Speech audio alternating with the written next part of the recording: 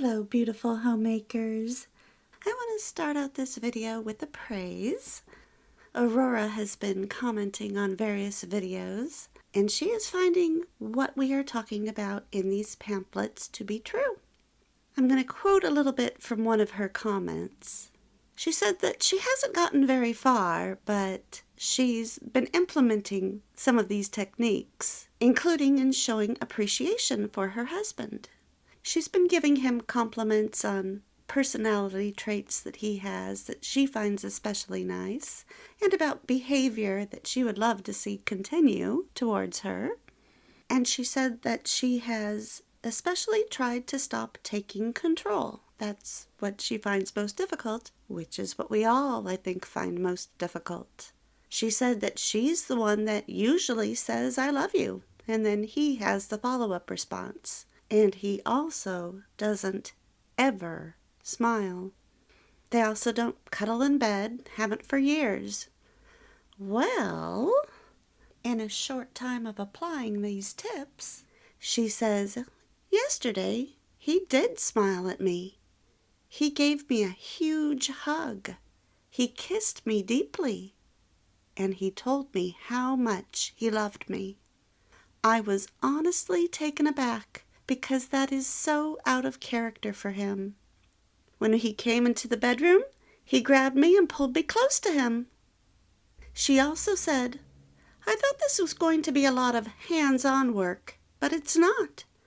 I just changed a few things and showed him appreciation, and bam, he's a completely different man. Remember back to when you were dating. How you treated him then, how you let him take the lead, how he made decisions, how you didn't micromanage everything. Let him take control. Just go along for the ride. Stop being that superior woman we've talked about in so many episodes. And instead, let him deal with things. Put the burden back on his shoulders so that you can become that joyful woman that he married. We are beginning pamphlet 6 of the original 1922 Fascinating Womanhood pamphlets. This is chapter 12, entitled Making Men Notice You. Having prepared you with the discussion of the 3 main weaknesses of men, the last 2 videos, we are now ready to take up the question with which we began the last chapter. How, when you meet men, you can manage to attract their attention to yourself. How you can overcome an initial indifference and supplant it with the dawn of interest. You will remember how Johnny Hopeful in the first chapter was attracted to Miss Innocent merely because he happened to meet her glance and she blushingly dropped her eyes. You will also remember how in chapter 7 the adored daughter of the family attracts the attention of a new acquaintance by pausing in fluttering excitement at the curb of a crowded street and by appearing afraid to cross alone. Read over these cases again and observe the workings of the 3 characteristics of man discussed in the last chapter, the last 2 videos. What attracted the men in these 2 cases?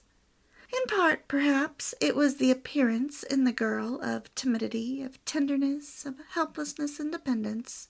But, in the main, what really attracted the man in each case was the opportunity to act the part of the superior male in soothing that timidity, in protecting that tenderness, in aiding that helplessness, and in justifying that dependence. See, men don't have many opportunities today to do that for women because we can kill our own snakes. We can do anything a man can do. We don't give them an opportunity to help us. We act like we can do it all, and then we turn into the superior wives, where we're constantly complaining, and I don't have enough time, and he never helps with the housework, and he's not the man I dated, and everything's on my shoulders. And that's because we don't allow them to play the part they were meant to play. Superior in this case doesn't mean better than. It means leading. It means taking on the burden. Women are exhausted today because they're trying to do it all, including the man's role. That's not how a joyful family works. This was written in 1922. Does it still hold true 100 years later? Yes, it does. It's timeless. It's a natural response. But women today are told to, look men in the eyes and challenge them and hold their own. You've got to be better than a man. You can do what he can do, but we do it all better and backwards. We can outwit them. We can outperform them. We can outtalk them. We can outthink them. And yet, when you're really attracted to a man, do you act that way? Some might. They're kidding around, and that's what they've been taught. They've been taught how to act that. They see it in the movies, see it on childish TV shows. But actually, that is not attractive to men at all. What happens when you like a man is you naturally drop your eyes. It's a sign that you're shy in his presence. It's even an innate design that you will submit to him. Because a household can't have two leaders. We lead in many things in the home. But ultimately, when we place the authority and the burden on our husband's shoulders, the household runs more smoothly because we have the tendency to take everything on and then get overwhelmed, and he's usually better at saying, no, it's too much, stop. No, we shouldn't do this. Our hearts often lead us to do and say yes to too much. But if we say, well, I have to check with my husband, that's a wonderful out. You have to be willing to submit to a man or he won't be a good husband. It just doesn't work. So when you meet that man that you're interested in, we naturally drop our eyes for 5 seconds and then we look back at him. Whereas when we meet a man who's staring intensely and it causes us to blush and look down, if you're not interested, you don't look his way again, right? You look in another direction. As you know, this is a very subtle way of meeting men, and it's worked for centuries, obviously. And yet, because of our culture today, it's often too subtle. And many men don't pick up on, is she really interested? Does she really want me to come over?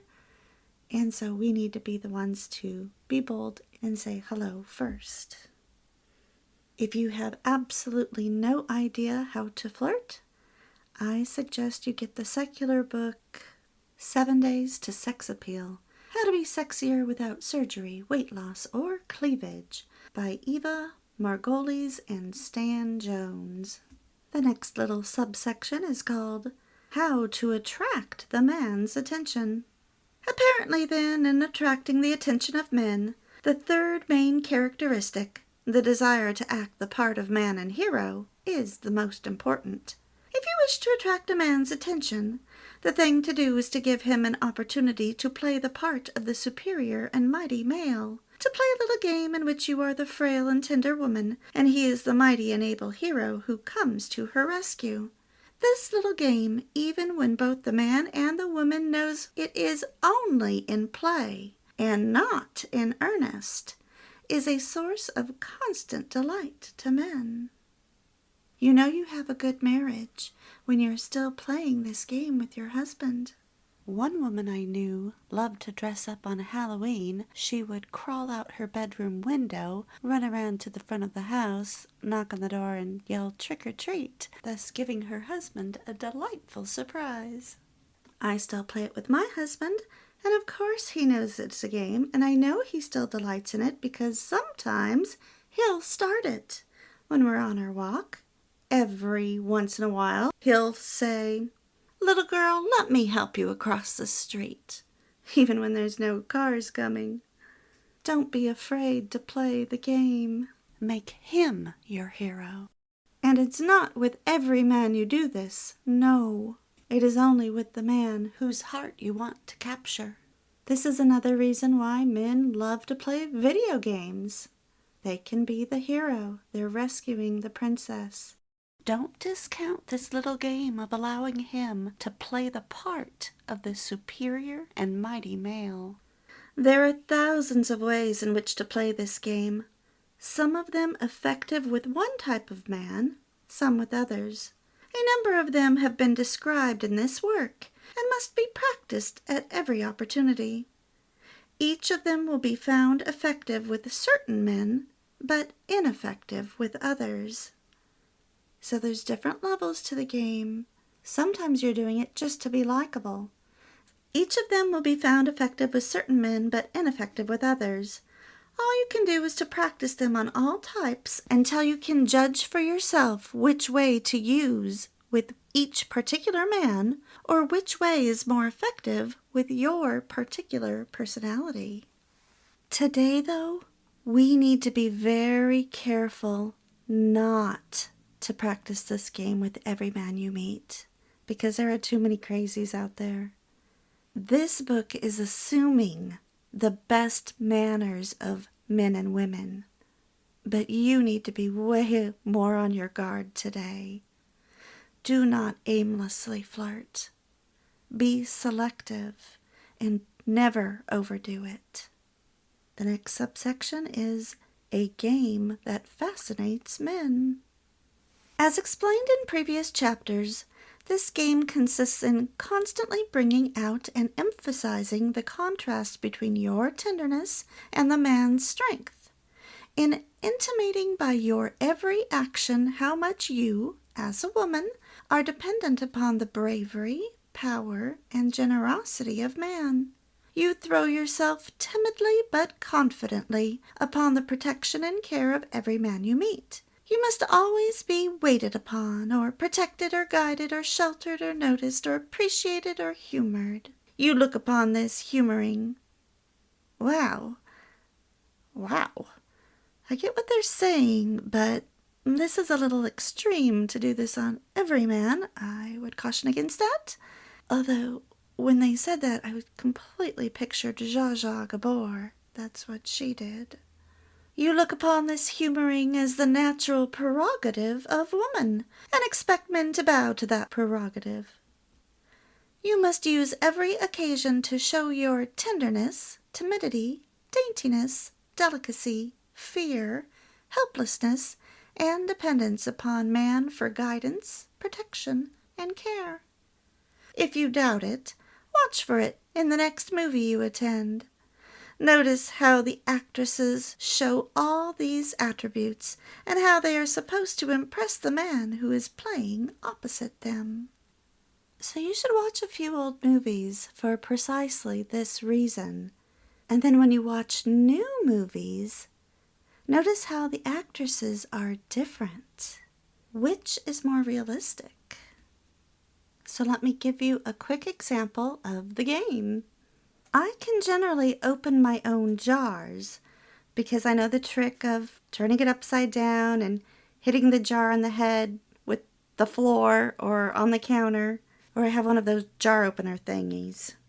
But whenever there is a man or boy around, I'm going to hand the jar over to them. There is no need for me to open jars or doors or kill spiders, or take out the trash, or mow the lawn when there is a man around. Now, if the man then says, "What would you do if I wasn't here?" You don't say, "I'd do it myself." Of course not. Why would you say that? That is ruining the illusion of the game. You'd say, "I'd leave it right here until I found you." Or you could say, "I'd go looking for you." And of course you wouldn't, and he knows that. But that's the game. When you play it, you both win. Other things you don't need to do by yourself are put gas in your own car, wash your car, unplug a sink. Yes, you can. You can do that if there's no man available. But when there is, why would you do it yourself? Don't you do enough already? Why would you take on a man's traditional job? Let's continue with the pamphlet. Perhaps the best example of a woman playing this game is given in Chapter 7 in Sir Roger's description of the widow. Read this description again. Observe how she brings out her womanly tenderness, timidity, modesty, and helplessness, and how this attracts the attention of every man in the courtroom.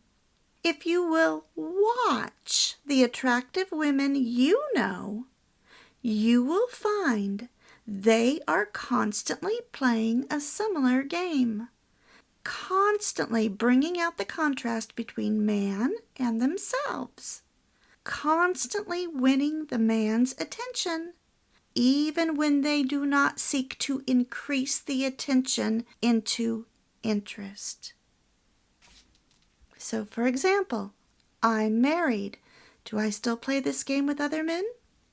To a lesser degree, yes.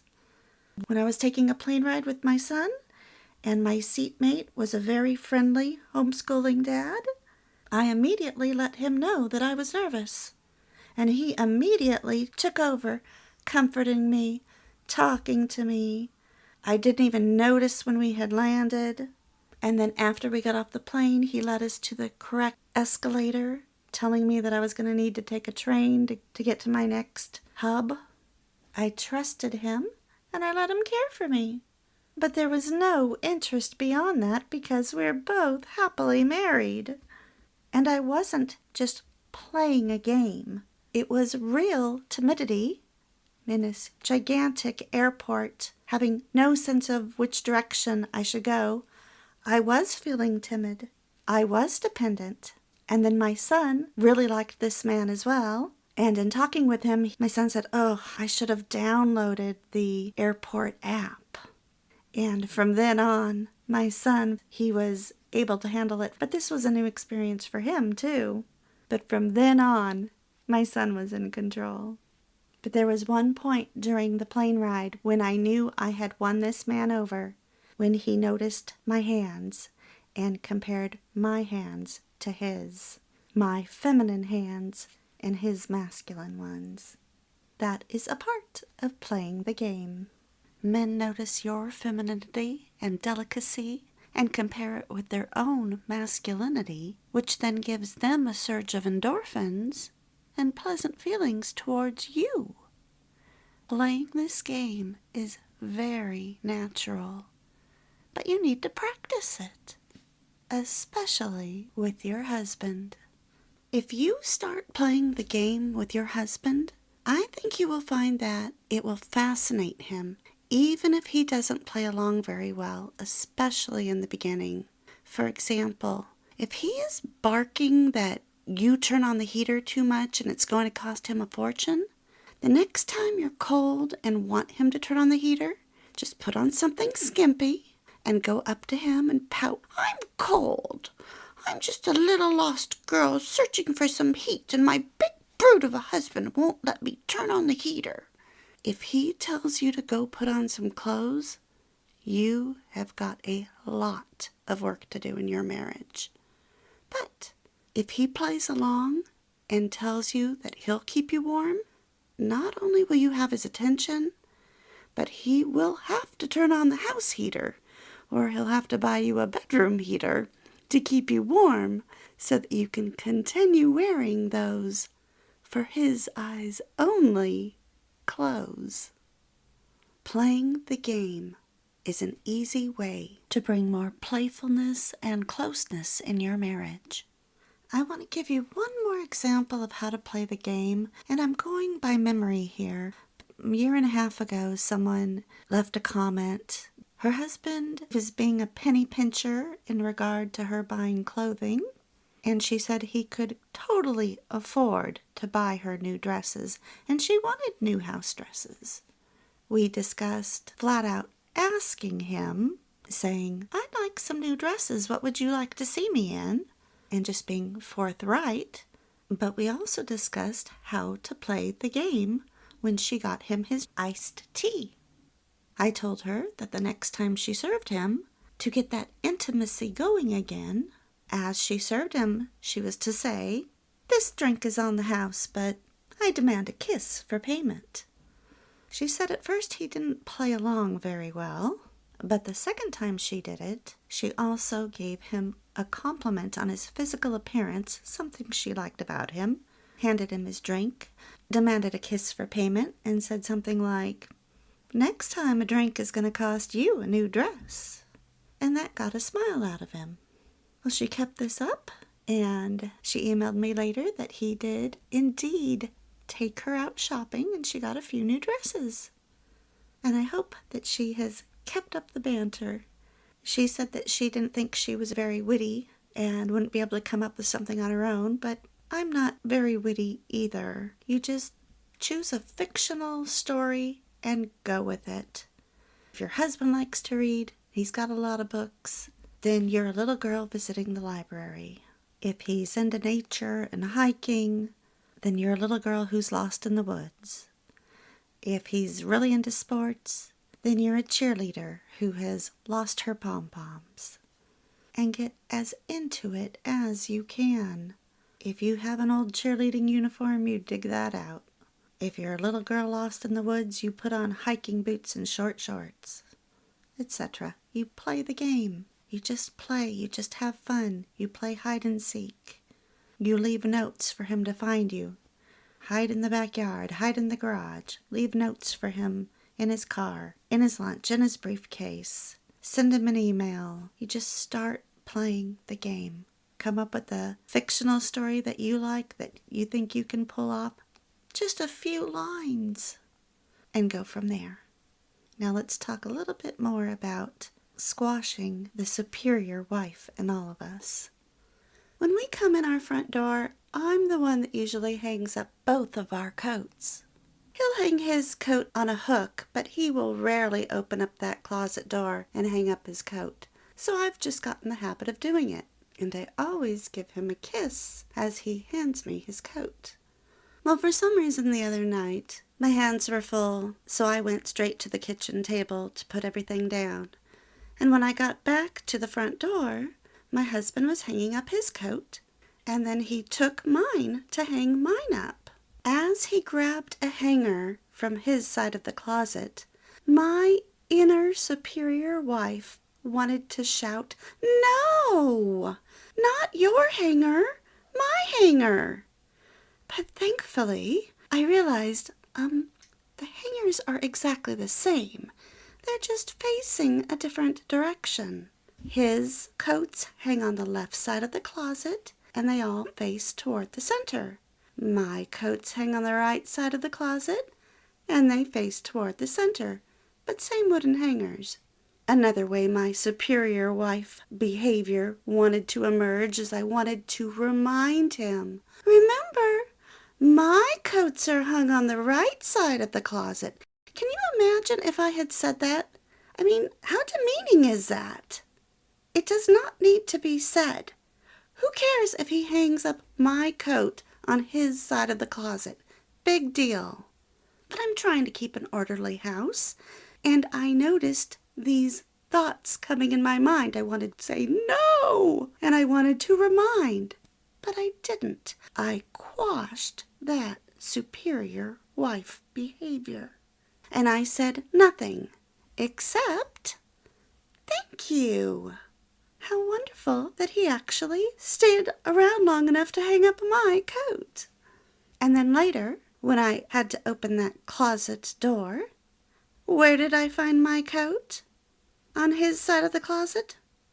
No, he had swiveled the head of that hanger, put my coat on the right side of the closet, facing toward the center.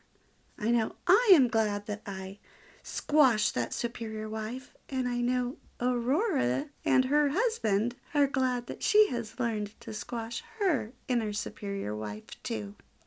If you haven't listened to the video about the superior wife syndrome, I will link it.